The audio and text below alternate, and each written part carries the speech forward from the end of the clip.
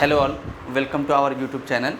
आज इस video lecture में हम लोग बात करने वाले हैं जॉब वैकेंसी अपडेट के बारे में, जो रेगुलरली आपको अपडेट दिया जाता है। जो टेक्निकल एग्ज़ाम से रिलेटेड खास करके जो वैकेंसीज़ होते हैं, आपको पता है कि हमारे यूट्यूब चैनल पे डेली अपडेट हम लोग लेके आपके लिए आते हैं, ताकि आपको एग्जैक्ट, एक्यूरेट और प्रॉपर इन्फॉर्मेशंस मिल पाए, ताकि आप अपने प्रिपरेशंस को और बेहतर बना सके। जो खास करके डिप्लोमा इंजीनियरिंग के स्टूडेंट्स हैं, ITI के स्टूडेंट्स हैं या इंजीनियरिंग के स्टूडेंट्स हैं, उनको कुछ वैकेंसी ऐसे होते हैं जिनके बारे में उनको पता नहीं होता है। तो आप हमारे चैनल से जुड़े रहेंगे तो एक्यूरेट एंड एग्जैक्ट इन्फॉर्मेशन आप तक पहुंचते रहेगा हमारे चैनल के माध्यम से, और आप उसका बेनिफिट उठा सकते हैं। आप फॉर्म भर सकते हैं, उसके बेसिस पे आप अच्छे से अपना प्रिपरेशंस कीजिए, क्योंकि every exam have opportunity for us. सभी एग्ज़ाम हमारे लिए क्या होता है, एक अपॉर्चुनिटीज़ हैं। अगर हम प्रिपरेशंस कर रहे हैं गवर्नमेंट जॉब के लिए, टेक्निकल एग्ज़ाम के खास करके अगर आप प्रिपरेशंस कर रहे हैं तो आज हम लोग डिस्कस करने वाले हैं एक और जॉब अपडेट के बारे में हमारे यूट्यूब चैनल पे।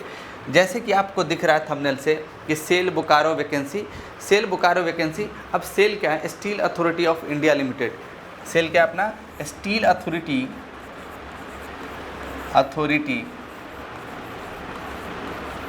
Of India limited.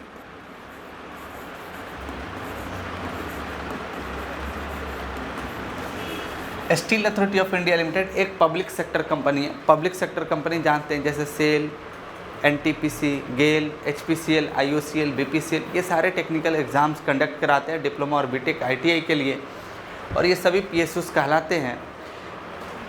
दो तरह की वैकेंसीज PSU के द्वारा आता है, एक आपका आता है सेंट्रल लेवल पे, एक आता है रीजनल लेवल पे। अगर आप बात करें सेंट्रल लेवल पे तो वो बीटेक के लिए वैकेंसीज होता है, मैनेजमेंट ट्रेनिंग का पोस्ट होता है। लेकिन अगर रीजनल वैकेंसी है, जैसे अभी सेल बोकारो यानी झारखंड में बोकारो है, तो वहाँ पे सेल का प्लांट है, उसमें वैकेंसी आया हुआ है। छत्तीसगढ़ में है राउरकेला प्लांट। तो ऐसे रीजनल वैकेंसीज भी आते रहते हैं। जैसे NTPC की बात करें तो बदरपुर NTPC, नोएडा, कहलगांव, इस तरह से रीजनल वैकेंसीज सब के आते रहते हैं। ये डिप्लोमा और ITI लेवल पे ही रीजनल वैकेंसी आता है। अगर बीटेक इंजीनियरिंग लेवल पे आप बात करेंगे तो सेंट्रल वैकेंसी आता है, as a post of engineer trainee, management trainee आप देखते हैं। तो यहाँ पे हम लोग डिस्कस करने वाले हैं जो वैकेंसी, जो अपॉर्चुनिटी आपके लिए आया हुआ है, उसके बारे में हम लोग डिस्कस करेंगे। SAIL Bokaro vacancy 2023 for diploma engineering and ITI students. इसीलिए हमने लिख दिया कि those aspirants which have the degree of diploma engineering and ITI, only which those students are eligible for this vacancy. सिर्फ वहीं इस फॉर्म को भर सकते हैं, और टाइम आपके पास अच्छा खासा है। लास्ट डेट जो है फॉर्म भरने का वो 15 अप्रैल 2023 है, यानी लास्ट डेट आप भर सकते हैं। 15 अप्रैल तक फॉर्म को फिलअप कर सकते हैं। चलिए आगे देखते हैं कि इसमें एग्ज़ाम पैटर्न कैसा होगा, किस तरह से एग्ज़ाम लिए जाएंगे, एज क्राइटेरिया क्या होगा, इन सब पे हम लोग डिस्कस करते हैं कि इसमें कितनी वैकेंसीज़ हैं। जैसे कि आप देख रहे हैं, पोस्ट जो होगा आपका डिप्लोमा बेसिस है, ITI बेसिस है, इसीलिए पोस्ट का नाम है नॉन एग्जीक्यूटिव पोस्ट। अगर यह इंजीनियरिंग बेस्ड होता, सेंट्रल लेवल पे वैकेंसी होता, तो उस पोस्ट को एग्जीक्यूटिव पोस्ट कहा जाता है। ये नॉन एग्जीक्यूटिव कैडर का पोस्ट है, जिसमें आप देख रहे हैं मैकेनिकल के लिए वैकेंसी आया हुआ है, केमिकल के लिए वैकेंसी है, इलेक्ट्रिकल के लिए वैकेंसी है, इंस्ट्रूमेंटेशन के लिए, सिविल के लिए और सिरामिक के लिए। यानी ओवरऑल देखें कि जो स्टूडेंट डिप्लोमा किए हुए हैं और उनके पास आइदर मैकेनिकल का डिग्री है, मैकेनिकल में उन्होंने डिप्लोमा किया है, इलेक्ट्रिकल में डिप्लोमा किया हो, सिविल में डिप्लोमा किया हो, इंस्ट्रूमेंटेशन में डिप्लोमा किया हो, सिविल या सिरामिक्स में डिप्लोमा किया उन्होंने, वो एलिजिबल हैं इस फॉर्म को भरने के लिए। जितने भी बाकी डिटेल्स हैं आप सेल बोकारो के साइट पे जाके पूरी डिटेल्स देख सकते हैं। सेल बोकारो गूगल में सर्च करेंगे, उसका ऑफिशियल वेबसाइट आएगा, उस पर जाके बाकी सारी PDF में डिटेल्स रहता है, फॉर्म को अप्लाई कर सकते हैं। ये पूरी वैकेंसी मैकेनिकल, इलेक्ट्रिकल के लिए यहाँ पे मेंशन है। पोस्ट वाइज कितने वैकेंसी क्या है, कैटेगरी वाइज क्या है, all to be mention. Second, ये माइनिंग फॉरमैन के लिए है। जो ITI बेस्ड वैकेंसी होगा वो सारे वैकेंसी यहाँ पे मेंशन किया गया है। हम लोग क्वालिफिकेशंस की बात कर लेंगे, जैसे अटेंडेंट कम टेक्नीशियंस पोस्ट है। आप पिछले स्लाइड में अगर आप देखेंगे तो इस पोस्ट को क्या कहा जाता है, डिप्लोमा जो बेस्ट पोस्ट होता है उसे कहा जाता है ऑपरेटर कम टेक्नीशियन ट्रेनिंग। ये सेल में इस तरह के पोस्ट आपको दिया जाता है जो नॉन एग्जीक्यूटिव पोस्ट होता है, ऑपरेटर कम टेक्नीशियन ट्रेनिंग। जैसे आप जनरल भाषा में आप क्या कहते हैं, जूनियर इंजीनियर, यहाँ पे उस पोस्ट का नाम है ऑपरेटर कम टेक्नीशियन ट्रेनिंग। और आईटीआई बेस्ड जो पोस्ट होता है उसे कहा जाता है अटेंडेंट कम टेक्नीशियन ट्रेनिंग, यानी पोस्ट का नाम होता है एसीटी। और डिप्लोमा बेस्ड जो पोस्ट होता है उसे कहा जाता है ओसीटी। सेल में जो होता है प्लांट बेस्ड जो पीएसयूज है उनमें ये पोस्ट आता है ओसीटी एसीटी। जैसे वाइजैग स्टील की बात करें वहाँ भी आता है ऑपरेटर ओसीटी, डिप्लोमा बेस्ड होता है, और एसीटी आईटीआई बेस्ड वैकेंसीज होते हैं। अब हम लोग बात करेंगे इसमें एज क्या चाहिए, क्वालिफिकेशंस क्या चाहिए, और experience is to be counted from the last date of the application form, it means 15 April 2023। आपको यहाँ पे पता होना चाहिए, जैसे ये दूसरे पोस्ट के लिए था ऑपरेटर कम ट्रेनिंग, यहाँ पे ओसीटी, और ओसीटी किसके लिए है, डिप्लोमा के लिए है। हमने बात किया था अभी ओसीटी पोस्ट किसके लिए होता है, डिप्लोमा होल्डर के लिए, जो mechanical, civil, electrical, instrumentation, civil और सिरामिक से किए उन्हीं के लिए वैकेंसीज आया हुआ है। बाकी पोस्ट बाकी के लिए भी आता है लेकिन इस बार नहीं आया हुआ। बाकी आप एटीसी देख रहे हैं, यहाँ पे एसीटी जो देख रहे हैं ये आईटीआई के लिए होता है। फॉरमैन का भी पोस्ट है जिसके लिए एक्सपीरियंस लेना पड़ता है। अब यहाँ पे जो ओसीटी की वैकेंसी है, डिप्लोमा बेस्ड वैकेंसी है, तो अपर एज लिमिट कितना होना चाहिए, 28 ईयर्स होना चाहिए। गवर्नमेंट ऑफ इंडिया के रूल के तहत इसमें रिजर्वेशंस की भी पॉलिसीज़ हैं, जैसे कि सेंट्रल गवर्नमेंट ऑफ इंडिया का भी जो रूल है उसमें रिजर्वेशन की पॉलिसी क्या है, ओबीसी के लिए 3 ईयर्स है, एससी एसटी के लिए 5 ईयर्स है, वो सब आपको पता है। क्वालिफिकेशंस क्या होना चाहिए, 3 years full time diploma in engineering relevant in, यानी आपको 3 साल का डिप्लोमा कोर्स होता है, ऑब्वियस सी बात है। परसेंटेज ऑफ मार्क्स इतना होना चाहिए, इसमें कोई एक्सपीरियंस की नीड नहीं है। जो फॉरमैन का पोस्ट होता है, सर्वेयर का पोस्ट होता है, उसमें एक्सपीरियंस की ज़रूरत पड़ता है जो जनरली हम लोग के पास नहीं होता। जैसे अटेंडेंस कम टेक्नीशियन आईटीआई के जो पोस्ट हैं, यहाँ पे इन्होंने लिखा है matriculations with full time ITI NCERT electrician trade, यानी जो भी वैकेंसी आया इलेक्ट्रीशियन में आया है, इसमें भी किसी भी एक्सपीरियंस की ज़रूरत नहीं पड़ता है। यानी डिप्लोमा वाले फॉर्म भर सकते हैं आसानी से, डिप्लोमा वाले फॉर्म को आसानी से भर सकते हैं। और सेकेंड आईटीआई वाले भी जो इलेक्ट्रीशियन से किए, इसमें भी बहुत सारे ट्रेड होता है जैसे डिप्लोमा में होता है। Only electrician will be applicable for ACT post on the basis of ITI degree. Next slide में देखते हैं, जैसे कि आपको देख रहा है सिलेक्शन प्रोसीजर्स इनका क्या होगा, what is the criteria for the selection, कैसे सिलेक्शंस होंगे।